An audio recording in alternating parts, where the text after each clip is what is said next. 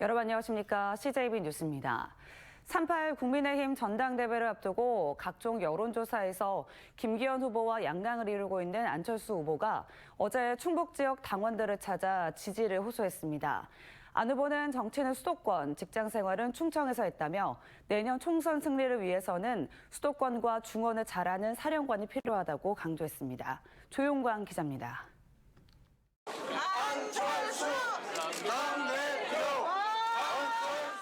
당대표 출마 선언 뒤 처음 충북을 찾은 안철수 후보는 수도권과 중원의 중요성을 거듭 강조했습니다.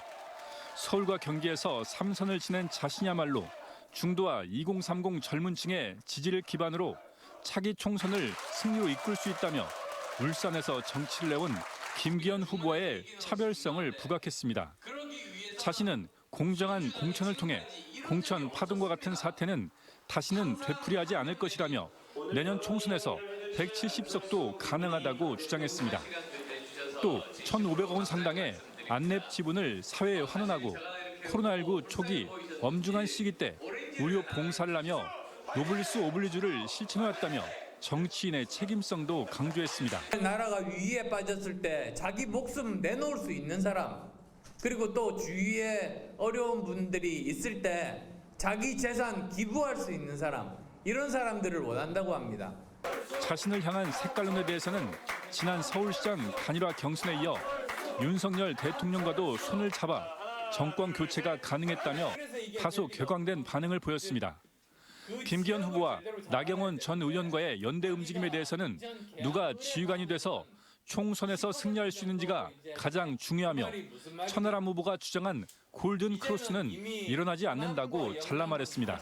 누구와 연대를 해서 누가 좀 더 유리하다, 그건 저는 핵심이 아니라고 봅니다. 정말로 중요한 것은 정말로 이 사람이 당대표가 되고 지휘를 해서 우리가 과연 일당이 될 수 있는가. 안 후보와 양강 구도를 이루고 있는 김기현 후보는 오는 17일과 18일 충북을 찾아 새몰이에 나섭니다. 첫날 충주와 제천을 시작으로 도내 8개 지역구를 모두 돌며 윤심을 강조하고 김영한 지사와의 오찬 회동도 추진하고 있습니다. 김 후보는 최근 규제 완화를 요구하는 김 지사의 SNS에 적극 호응하며 충북 민심에 한층 공을 들이고 있습니다.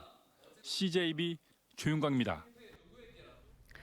이범석 청주시장이 자신이 시장으로 있는 한 청주에 더 이상의 소각장 허가를 내줄 수 없다는 확고한 입장을 내놨습니다. 최근 소각장 관련 항소심에서 사실상 패소하면서 다시 한번 이런 의지를 다진 것인데 현실은 녹록지 않습니다. 홍호표 기자가 취재했습니다. 지난 2015년 청주시와 옛 ES 정원, 지금의 에코비트 에너지 정원은 오창과학단지 안에 있는 폐기물 소각 매립 등의 시설물을 관내 다른 지역으로 옮기는 업무 협약을 맺습니다. 지난 2019년과 2020년 행정안전부와 감사원은 시의회의 동의를 거치지 않아 이 업무 협약에 하자가 있다는 지적을 했습니다. 그런데 청주시는 감사원의 지적에도 업무 협약이 무효라는 소송을 내지 않았고 8년이 지난 최근 항소심에서 신뢰를 지켜야 한다는 취지로 청주시가 사실상 패소를 하게 되는 이유로 작용하게 됩니다. 아직 대법원의 판단이 남아있지만 현실적으로 역전이 쉽지 않은 결과를 받아든 청주시는 다급해졌습니다. 이범석 시장은 기자회견을 자청해 더 이상 청주에 소각장이 들어서는 일을 막겠다는 다짐을 내놨습니다. 우리 시민들의 환경권, 생활권 보장을 위해서 우리 청주시에서는 소각장에 대해서 신설을 제 임기 동안엔 신설하지 않도록 하겠습니다. 진행 중인 소송의 최종 결과가 만족스럽지 못하다면 남아있는 행정 절차를 통해 소각장 신증서를 불허하겠다는 것입니다. 도시계획위에서 거르고 건축허가에서 또 거르겠다는 얘기입니다. 또 다른 소송이 불가피해진 것입니다. 주민반발 등 여론전의 수위도 높아질 수밖에 없어졌습니다. 과연 저희들이 뜻하는 대로 안 되면 청주시를 압박해서라도 저희들은 끝까지 갈 겁니다. 청주시의 행정재량권에 의지한 소각장 불허 전략이 자칫 지리한 법적 소송에 따른 시간 끌기로 그치지 않기 위해서는 옛 ES 청원 폐기물 처리 시설 이전 과정에 행정처리 전반에 대한 치밀한 반성이 선행될 필요가 있습니다. CJB 홍우표입니다. 환경오염 등을 우려해 폐기물 처리장을 불허한 영동군이 항소심에서 승소했습니다. 대전고법 청주 제1행정부는 A사의 폐기물 처리 사업은 오염물질이 발생할 가능성이 높아 환경오염을 우려한 처분을 재량권 일탈이나 남용으로 보기 어렵다는 1심 재판부의 판단이 정당한 것으로 인정된다며 업체의 항소를 기각했습니다. A사는 지난 2020년 영동군 용산면 일대에 폐기물 처리장 건립을 위한 사업 계획서를 제출했지만 군은 부적합 통보 처분했습니다. 사찰에서 거액의 상습적 도박을 벌인 승려들이 약식 기소됐습니다. 청주지검은 지난 2018년부터 보은군 속리산 법주사에서 10여 차례에 걸쳐 도박을 한 승려 7명을 벌금형 약식 기소했다고 밝혔습니다. 검찰은 또 해외 원정 도박 의혹을 받고 있는 법주사 주지 A씨에 대해서는 자료 확보를 위해 시한부 기소 중지 처분을 내렸습니다. 앞서 대한불교 조계종 총무원은 도박 사건과 관련해 징계위를 열어 법주사 말사주지 4명을 직무 정지 의결한 바 있습니다. 현재 충북 지역에서 6개 군 단위 지역은 산부인과가 없거나 분만이 불가능해 다른 지역의 병원을 찾아야 합니다. 이런 사각지대에 놓인 임산부들을 위해 충북 소방이 전담 구급대를 운영하기 시작했습니다. 이태영 기자입니다. 구급차에 임산부가 오르고 병원으로 이송되는 과정 내내 구급대원이 임신성 당뇨 고위험군 산모의 상태를 체크합니다. 충북소방에서 전국 최초로 운영하는 임산부 전담구급대 서비스입니다. 산부인과가 없거나 분만이 불가능한 충북 지역 6개 시군의 임산부에 대해 소방이 전담구급대를 운영하기 시작했습니다.